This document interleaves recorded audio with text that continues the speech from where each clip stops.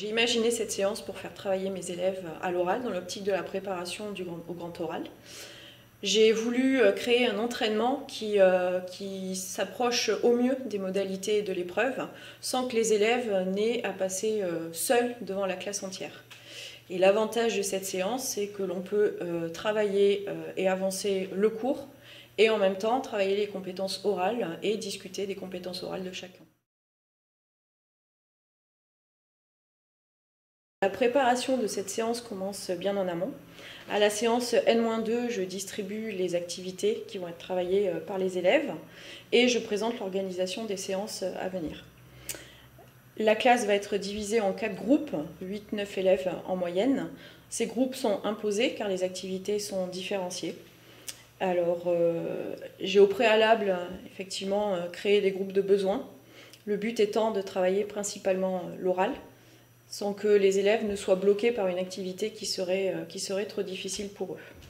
Alors avant les vacances, on a reçu l'activité pour chez nous la travailler, prendre connaissance. Ensuite, au retour des vacances, on a eu une séance de groupe où on a pu mettre en commun, voir si on avait trouvé les mêmes choses aux questions et lever certaines difficultés si on avait. On a aussi préparé le diaporama et voilà. Pour chaque groupe, un des 2 groupes passe à l'oral. Le cahier des charges étant de ne pas présenter l'activité en elle-même, mais de s'appuyer sur l'activité pour présenter des notions du chapitre étudié. Mon travail aujourd'hui, c'était de présenter donc, la partie 3 sur la demi-vie, à propos de l'activité sur l'évolution temporelle d'une population de noyaux radioactifs. Donc j'ai dû donner la définition, l'expression de la demi-vie et ainsi que quelques exemples de noyaux radioactifs et notamment leur utilisation.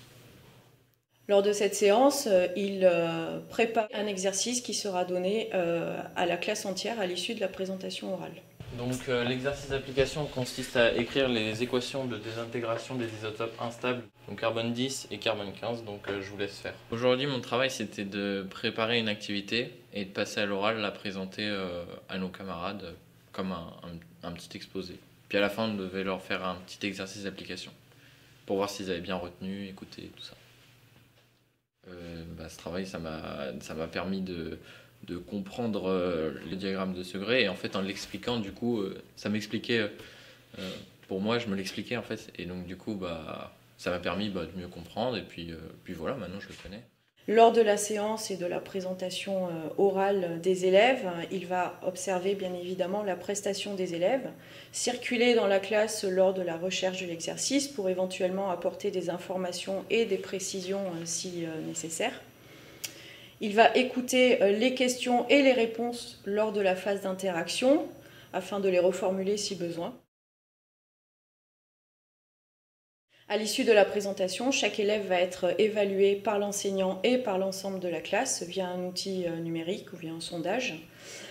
Et le groupe qui a travaillé sur la même activité joue le rôle de groupe expert et va donc évaluer essentiellement les notions présentées et la maîtrise des connaissances, alors que le reste de la classe, qui constitue le groupe non expert, entre guillemets, va lui évaluer la présentation orale de chaque élève. Le fait d'utiliser ces sondages, déjà c'est quelque chose de très immédiat, donc on peut savoir directement après notre passage si on a bien réussi notre oral ou pas. L'évaluation instantanée par les pairs est intéressante, en pointant les difficultés de chacun. Chaque élève peut identifier ses points forts et ses points faibles. L'outil numérique permet ici un feedback immédiat, mais il est également possible de faire un petit rapport à chaque élève après sa prestation orale. L'étape suivante, bien entendu, est de travailler les points faibles de chacun.